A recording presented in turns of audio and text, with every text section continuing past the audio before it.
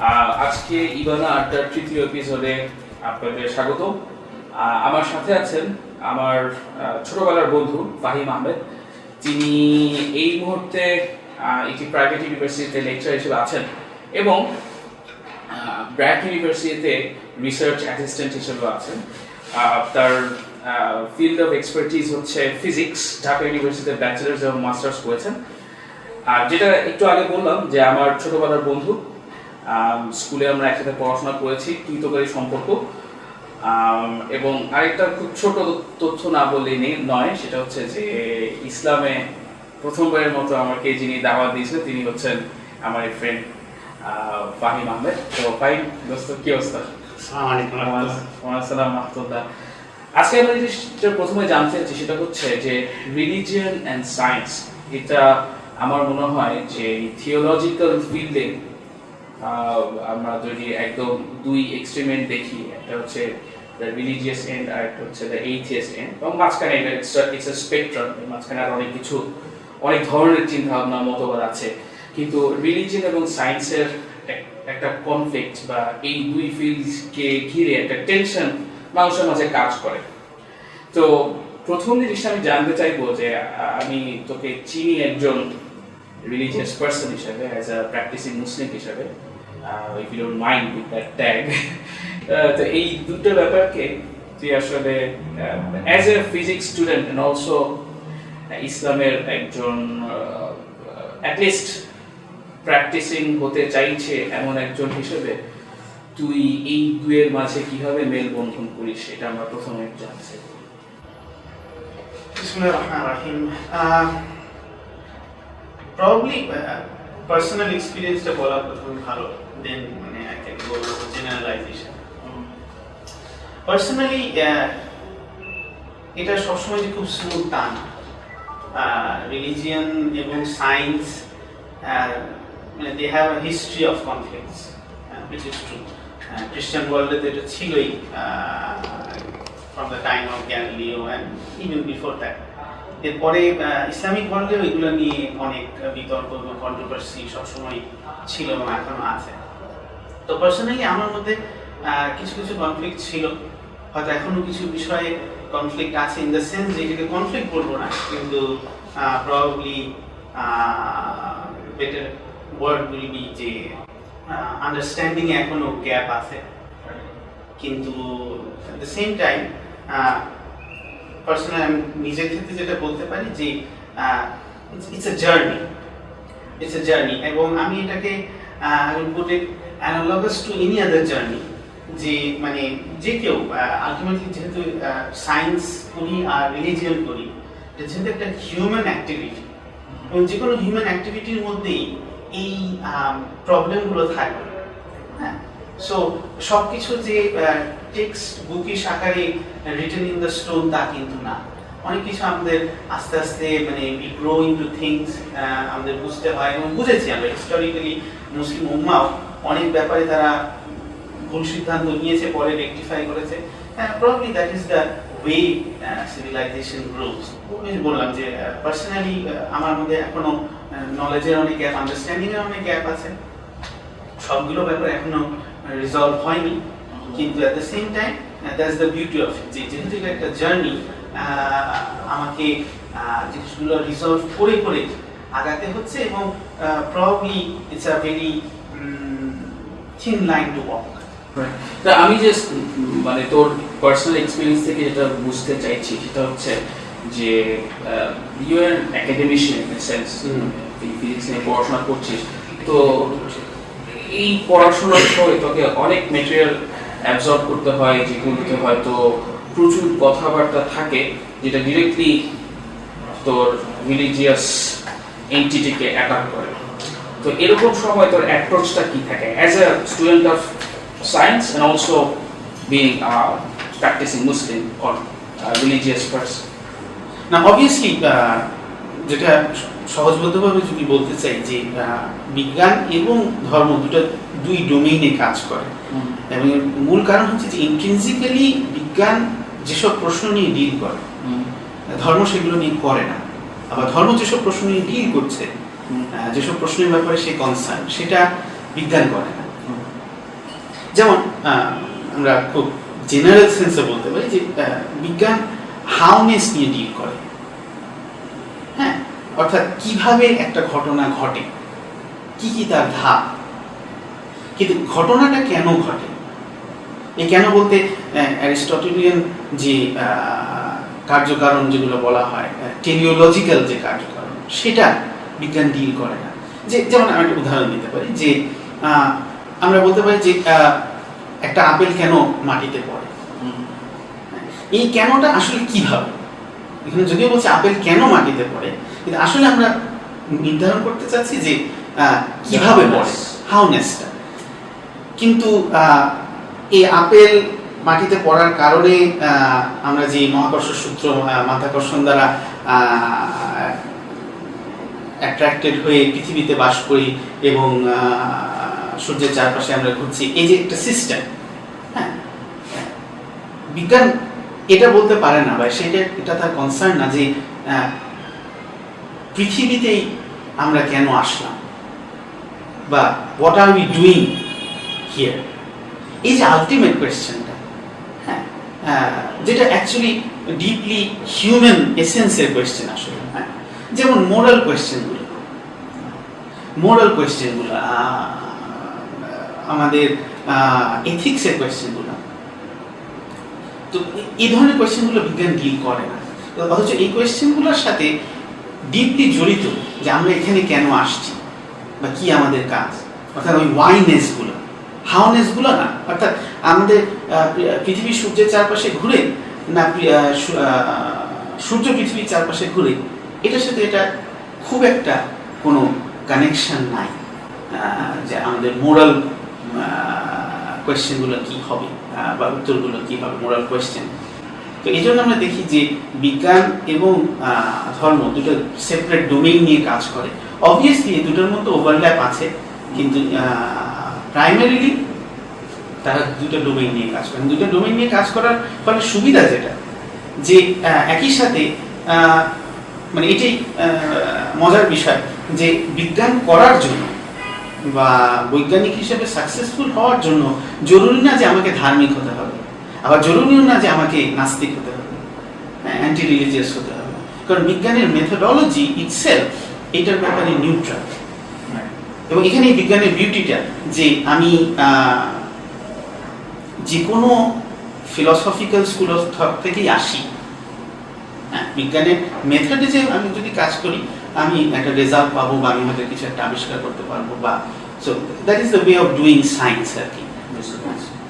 আচ্ছা, এক্ষেত্রে তাহলে আমার পরবর্তী প্রশ্ন হবে এরকম যে তাহলে এটা তুই কিভাবে বলবি যে রিলিজিয়ন যদি সায়েন্স যদি, সায়েন্স বলতে মানে সায়েন্টিস্টদের হচ্ছে, সায়েন্টিস্টরা যদি তাদের সায়েন্সকে ইউজ করার চেষ্টা করেন রিলিজিয়াস কোয়েশ্চেনগুলোকে অ্যান্সার করার জন্য, এবং তারা করেন না, কেউ কেউ সেটা করেন, সেক্ষেত্রে এটাকে তুই কিভাবে দেখিস?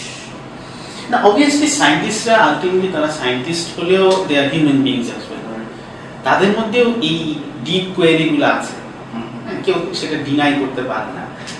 যেটা মজা করে বলা হয় যে বৈজ্ঞানিকরা, সায়েন্টিস্টরা, they are scientist in the weekdays but they are philosophers in the weekends. এখন সায়েন্টিস্টরা অবভিয়াসলি তারাও ফিলসফিক্যাল, তাদের মধ্যে ফিলসফিক্যাল কোয়েরিগুলো আছে, না থেকে যায় না। সো যে কারণে তারা সেগুলো নিয়ে ডিল করতে চান, এবং ডিল করতে গিয়ে তারা তাদের পয়েন্ট অফ ভিউ দেন। এটা কি আমরা বলতে পারি ফ্রম রিলিজিয়াস পার্সপেক্টিভ যে তারা of course they can be philosopher, they can be religious as well, no one is binding them, কিন্তু আমরা যদি বলি যে when they are using science as a tool to answer religious questions, হ্যাঁ, তাহলে সেক্ষেত্রে তখন তারা আসলে এই ডোমেইনের যে স্পেসিফিসিটি সেটা ঠিক রাখতে পারছেন না, অথবা বা আরো সহজভাবে বলতে গেলে এটা ইটসেলফ ফ্যালাসিয়াস যে তারা এই ডোমেইন ব্রেক করে রিলিজিয়াস কোশ্চেনগুলো অ্যান্সার করার চেষ্টা করবে। হ্যাঁ, এখন একটা তো হচ্ছে যে what they are ought to do, তাদের কি করা উচিত কি করা উচিত না, কিন্তু এগেইন এই কোয়েশ্চেনটা ইটসেলফ একটা মোরাল কোয়েশ্চেন। হ্যাঁ, এখন তারা যদি এগেইন এটা যেহেতু বিশ্বাসের প্রশ্ন যে তারা কিভাবে জগৎটাকে দেখছে, তাদের যে ওয়ার্ল্ড ভিউ, তাদের যে বিশ্ব দৃষ্টিভঙ্গি, সেটা অবভিয়াসলি তাদের নিজস্ব ইন্ট্রিনসিক বিশ্বাস থেকেই বের হবে, সেইটাই তারা প্রজেক্ট করতে চাবে ওয়ার্ল্ডের সামনে। অবভিয়াসলি আমরা তো আর মানে একাডেমিক ওপেননেস থেকে তো আর বলতে পারি না যে তারা এটা করতে পারেন না বা পারেন, কিন্তু যেখানে ক্রিটিসিজমটা হতে পারে যে হ্যাঁ যে ওটাই যে সায়েন্স ইটসেলফ এই ব্যাপারে নিশ্চুপ, যেটা আমি প্রথমেই বললাম যে সায়েন্স করার জন্য মানে একদম হার্ড সায়েন্স, পিওর সায়েন্স করার জন্য আমার অ্যাকচুয়ালি এথিস্ট বা ন্যাচারালিস্ট হওয়াটা জরুরি না। আমি এই প্রসঙ্গে ঠিক অপোজিট সাইড থেকে যদি বলি যে ঠিক যেভাবে মানে গেমটা যদি আমরা দেখি যে সায়েন্টিস্টরা অনেক সময় সায়েন্সকে ইউজ করছে to deny religion of its legitimacy, but at the same time আমরা হয়তো একই ট্র্যাপে পড়ে যাচ্ছি ফ্রম রিলিজিয়াস পার্সপেক্টিভ যখন আমরা সায়েন্সকে ইউজ করার চেষ্টা করি রিলিজিয়নকে জাস্টিফাই করার জন্য। এটা আমি এই কারণে বলছি যে সে for example Quranic miracles, scientific miracles, আমরা জানি যে এটা ইদানিংকার মুসলিম তরুণদের বা ইভেন আগে থেকেই, বিশেষ করে এখন যেহেতু রিলিজিয়ন এবং সায়েন্সের টেনশনটা চলছে, সেখান থেকেই হয়তো তারা কিছুটা কি বলবো এফেক্টেড হয়ে এখন চেষ্টা করছেন কোরআনের সায়েন্টিফিক মিরাকলসগুলোকে একটা সায়েন্টিফিক টুল হিসেবে দেখানোর to justify the religious cause. কিন্তু সেখানে কি আমরা একই ফ্যালাসির মধ্যে পড়ে যাচ্ছি কিনা, এবং অ্যাজ এ সায়েন্সের স্টুডেন্ট তুই এটা কি আসলে কিভাবে দেখি? এগেইন মানে এখানে তো দুই পক্ষের এক্সট্রিমিজম আছে। তো রিলিজিয়াস এক্সট্রিমিস্ট যারা, আমার মনে হয় যে তারা এক ধরনের, আমি যদি তাদের মেন্টালিটি ব্যাখ্যা করতে চাই, যে তারা এক ধরনের ইনফিরিয়রিটি কমপ্লেক্সে ভোগে, এবং এই ভোগা থেকে তাদের মধ্যে ওই কমপ্লেক্সিটি থেকে তারা সব কিছুর মধ্যে মানে যেহেতু সায়েন্স এত বড় একটা সাকসেসফুল এন্টারপ্রাইজ, 400 বছর, গত 400 বছরে আমাদের সায়েন্টিফিক যে বিরাট কনস্ট্রাকশন আমরা তৈরি করেছি, তো ফলে স্বাভাবিকভাবে যে কোনো সাকসেসফুল জিনিসকে নিজের পক্ষে টানার একটা প্রবণতা থাকেই মানুষের মধ্যে। তো সেখান থেকেই হয়তো সে জাস্টিফাই করতে চায়।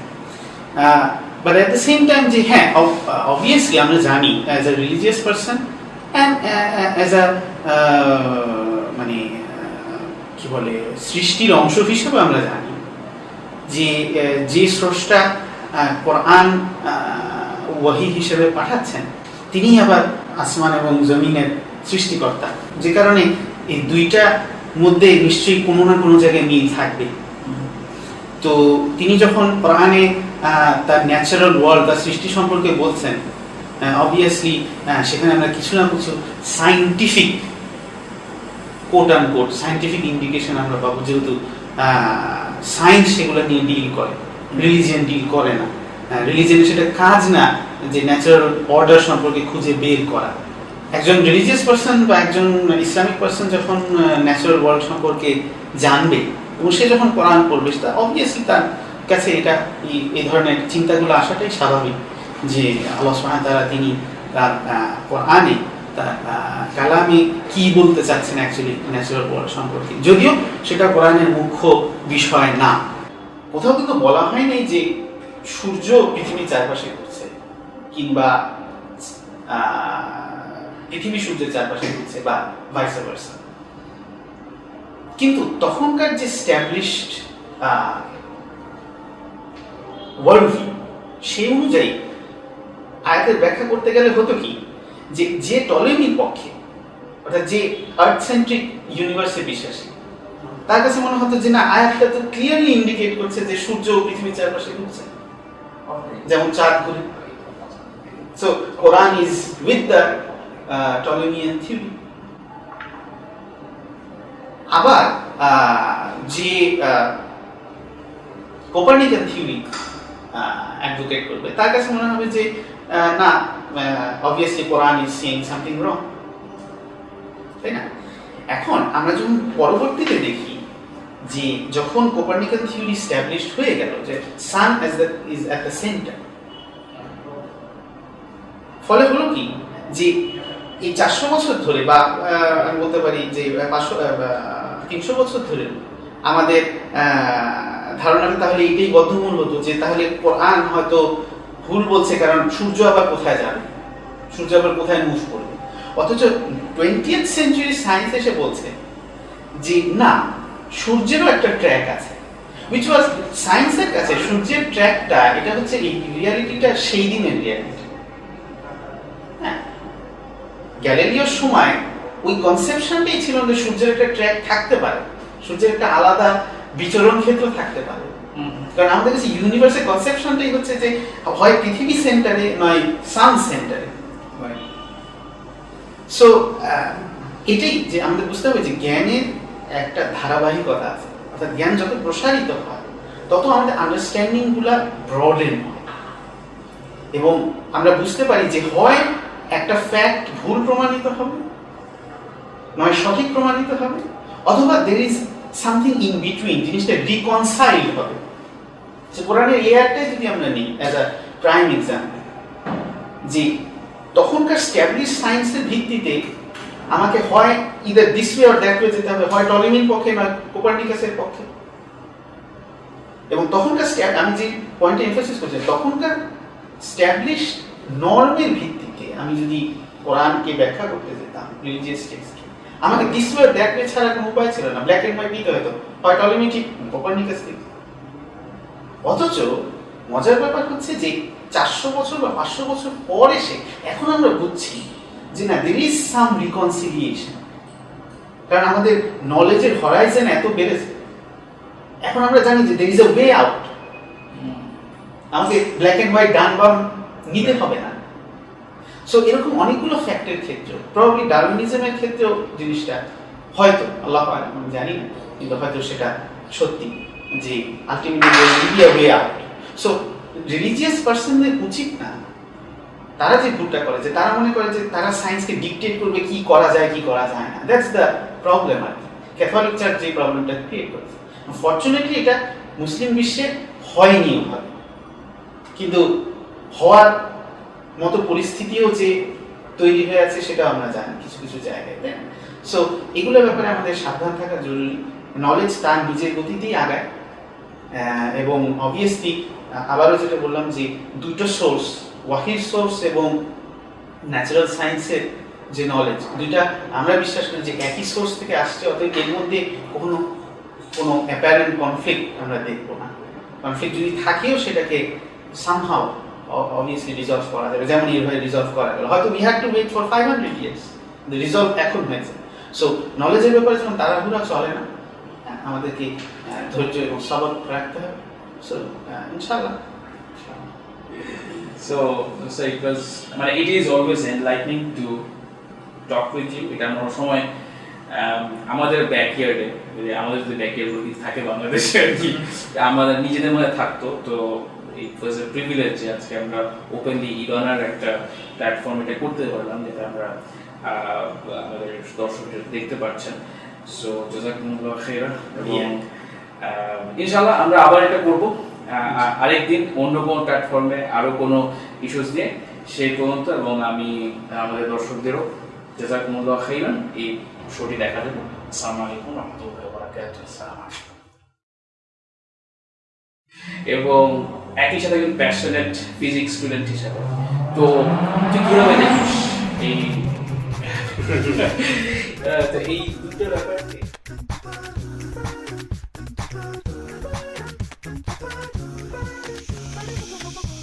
شلمونتي في الحال